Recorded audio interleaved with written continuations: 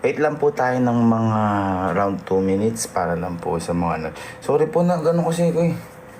Naligo ako tas kalimutan ko yung oras. Kakatapos lang po na mag-shoot. Sorry po. Kanina po nag-ano po na kaya nadi-delete po yung pinopost namin vlog kaya medyo ano. So game. Malag po ako. Parang lag ko.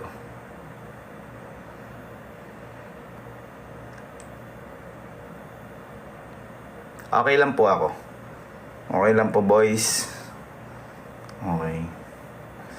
Okay, so mabilisan lang para matapos na po yung mga tanong-tanong nyo. Sa akin na manggagaling.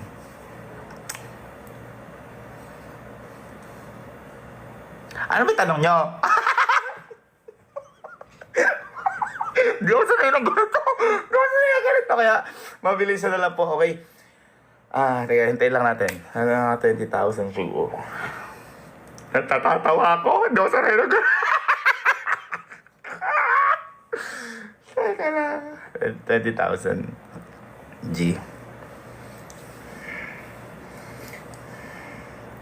Hindi pwede mag-seryoso eh, no? Sabi ni Isa. Okay lang po, hindi naman, magaan lang naman po ito. Gusto ko lang po mapaliwanag sa inyo. Okay, 20,000. Okay na. Okay, G. Type G kung G na. G? G? Saglit na saglit lang po ito. G?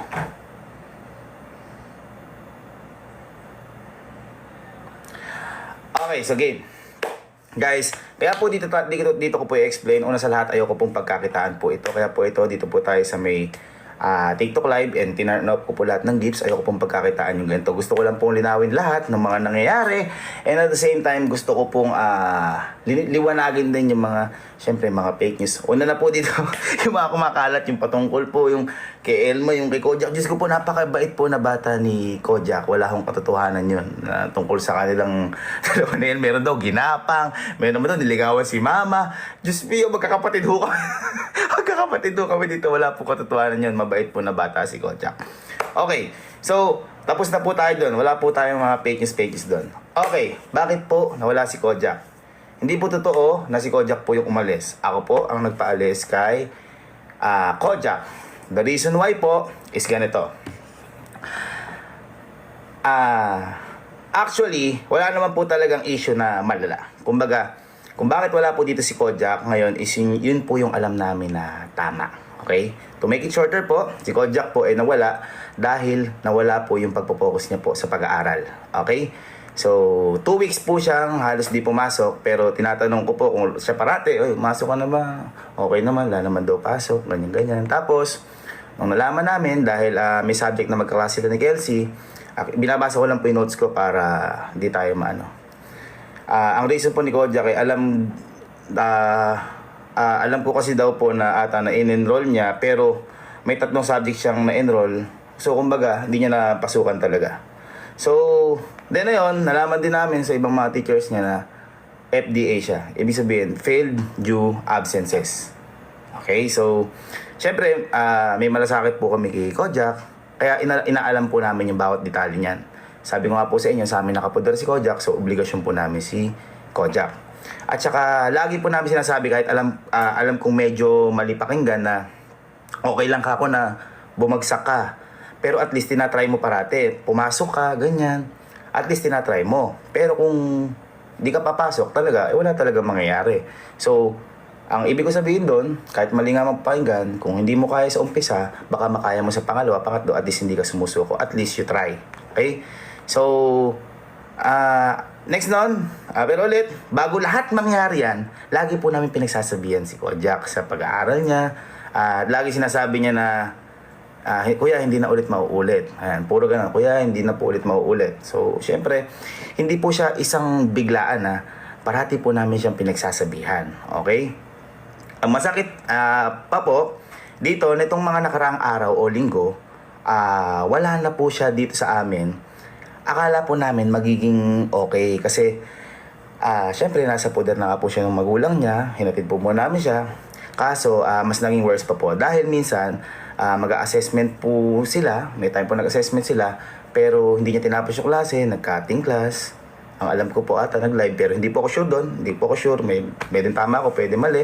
Pero sigurado po ako na nag-assessment siya, tapos nag-cutting siya dahil galing po yun sa teacher niya. And may mga teachers, yung mga teachers pa po yung naghahabol sa kanya para sa mga quiz. Okay? So ngayon, nag-decide po kami na pauwiin muna siya kasi hindi po kami nagkulang sa ilang beses na pagpapaalala. Ngayon, baka yung magulang na po niya yung dapat kumausap o magturo sa kanya kasi iniisip po namin lahat po nagawa na namin. So baka po mamaya kami po yung may pagkakamali, lahat nagawa namin. Iniisip po namin na kapag nandun po siya sa may poder na magulang niya, at least yung mga magulang na po yung makakapagpaalala sa kanya tungkol po sa pag-aaral, mga ganyan. So ayun po yung reason namin.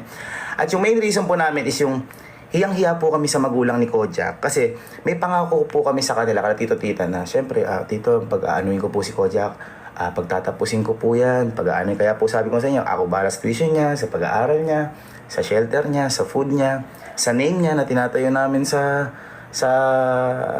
industry na to. Kaso ayun nga, nahihiya kami dahil ang parang naging priority ni Kojak yung pagla-live, ganyan. At saka nakakalungkot dahil hindi ko po nagawa yon as dating teacher. Hindi ko po siya, although hindi ko po talaga siya magagabayan na ihatid araw-araw, hatid pasok. Pero lahat po, ginawa po namin. Lagi po namin siyang pinapaalalahanan na about po sa pag-aaral niya kasi sobrang laki po ng epekto po sa amin dito ng pag-aaral. So kung sa iba, okay po yun. Sa pamilya po namin, hindi. Dahil isang malaking kayamanan po sa amin yung pag-aaral. Kung makaka-apekto po yung pag-vlog o yung pagla-live niya tungkol sa pag-aaral niya, hindi po ako makakapayag. Kasi ayoko pong maging hadlang po kaming pamilya niya para sa pangarap niya, para sa pag-aaral niya. Yun po yung gusto naming iparating. So, next po, kaya po sila Kelsey, sila Kalo, wala pa rin silang page, wala silang vlog. Kung mapapansin nyo, hindi sila yung talagang literal nag-vlog kasi ayaw nilang mahati yung oras nila. Gusto nila mag-focus sa pag-aaral. Silang dalawa na yun mismo. And kahit ngayon, parang may ginogol pa sila. Kasi meron na kami vlog pero ayaw nila. Kumbaga, priority first pag-aaral. At saka po, kahit po si Kalon, pinauwi ko po yan. Nung umpisa pa lang po kami, nag-umpisa pa lang po kami, pinauwi ko po yan. Kasi nung nakaramdam po yan ng sarap, medyo na naging manginginom naman si Kalo, ganyan. Pero binago niya yung sarili niya pero wala akong kahit na ano sinabi sa kanya. 3 buwan na nawala si Kalo sa amin. As nung pinabalik namin, sobrang grabe yung epekto kay Kalo. As in, grabe pag-aaral niya ni Kalo, nakatapos, regular, sobrang grabe yung lesson na natutunan ni Kalo sa pangyayaring yun. Tough love, sabi nga, mahirap pero kailangan.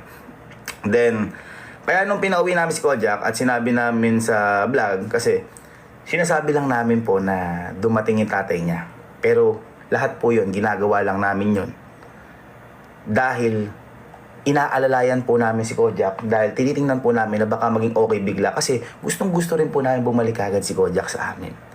Pero yun nga po, mahirap naman po kung walang, ang tawag doon, walang sense ng improvement.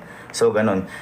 Again, nagsisinungaling po kami doon. Sinasabi namin, nandiyan lang po yung tatay niya, kaya kaya pinauwi namin. Nagsisinungaling lang po kami doon. Sinasabi lang po namin yun para humiram po kami ng time para tingnan po siya at saka, ang tawag doon, yung manmanan kung nag-i-improve o hindi. Kasi gusto namin siya kagad bumalik. Sabi ko nga po, sanay na kami lang. Kung gusto lang namin humatak ng ibang tao, papataas. Kaya nadadagdagan kami dito. Hindi kami kasi selfish.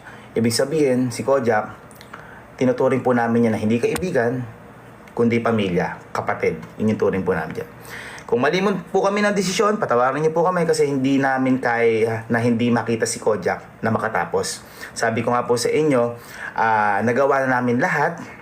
Pinansyal, payo, pag-aaral, pangaral, pero talaga, pag ayaw na isang tao, ayaw talaga. Nasa kanya naman yan. Kaya ngayon, pag nakapokus si Kojak at okay na siya, kasi may mga problema din po sila ng family nila, may problema din po sila, hindi lang naman po pag-aaral, lagi po siyang merong tahanan para po dito sa may camping. Kumbaga lang po, ayaw namin nga po makahadlang sa pangarap niya para sa pag-aaral dahil lagi pong busy dito, laging may ginagawa, lagi masaya, lagi may lakad.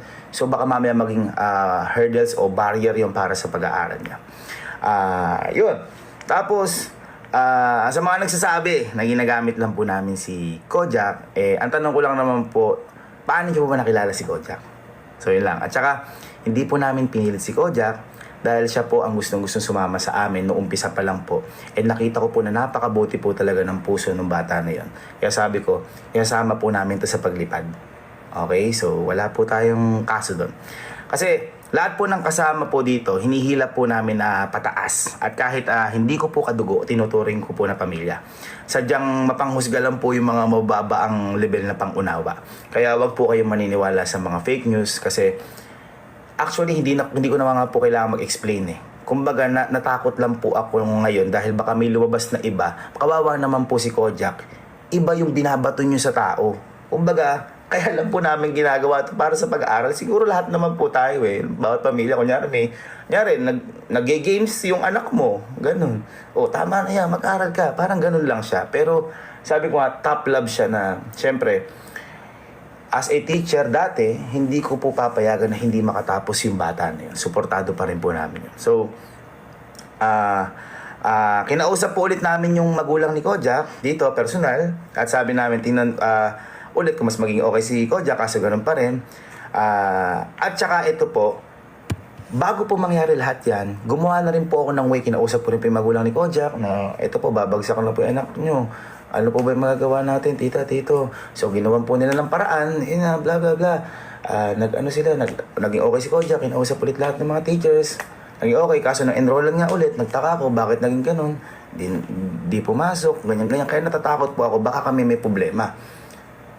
Pero, lagi po namin siyang pinapaalala, lagi po siyang chinecheck kung pumasok o hindi. Okay naman, masok naman daw. Tsaka, last, isa pa namin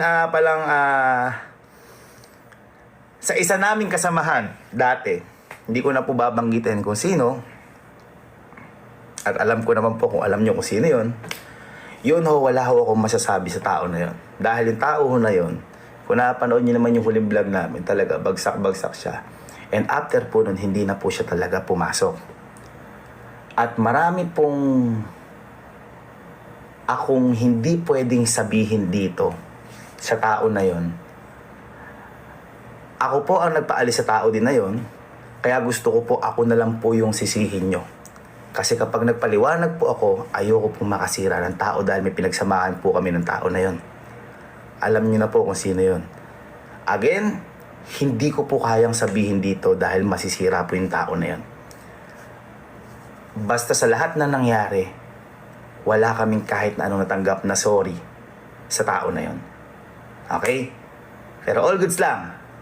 Kaya ko po sinasabi na hindi ko pwede sabihin kasi may pinagsamahan po kami at mahal ko din po yung tao na yun na nakasama namin dati.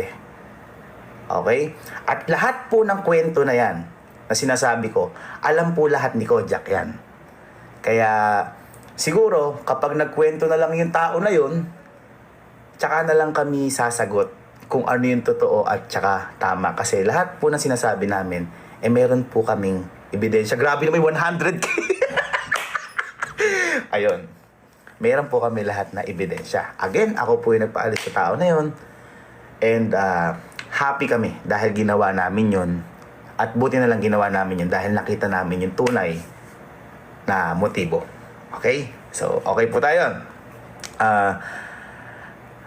Actually, ang pinaka nalulungkot dito ay si Kalo. Kasi siya yung nagpasok sa dalawa kasi kaklase nga po nila yan. Ako, never namin sila pinilit sa lahat. Kaya gusto ko isama sa amin para kahit paano makatulong ako sa simula para sa pagtatag ng pangalan po nila. Tapos, balik po tayo kay Kojak, yung mga maliliit po na reason. Minsan, magpapaalam po si Kojak pero nasa bahay na po nila.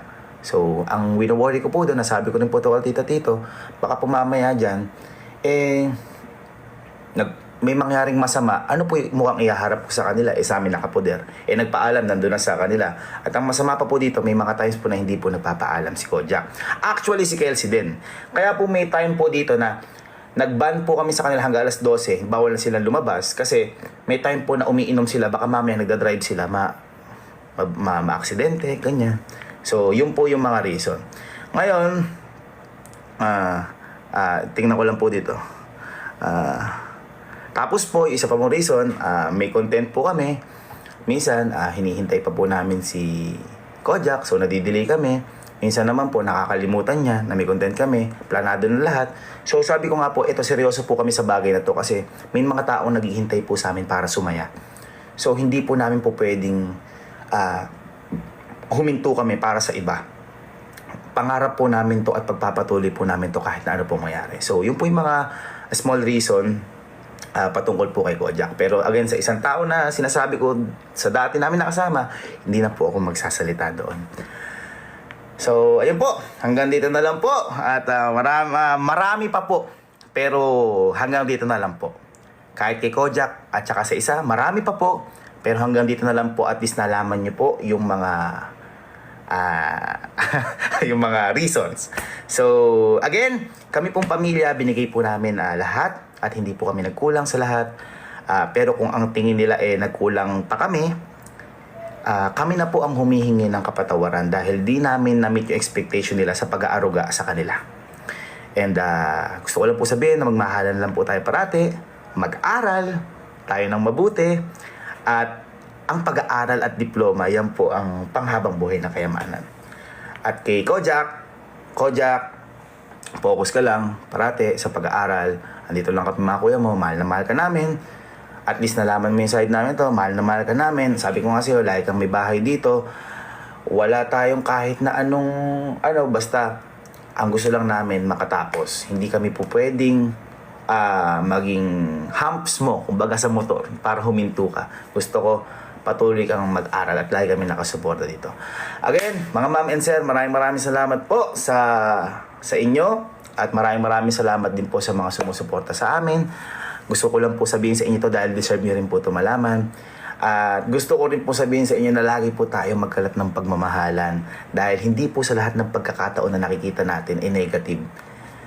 Ginagawa lang po natin yung isang bagay para maitama natin yung bagay na nakikita nating mali.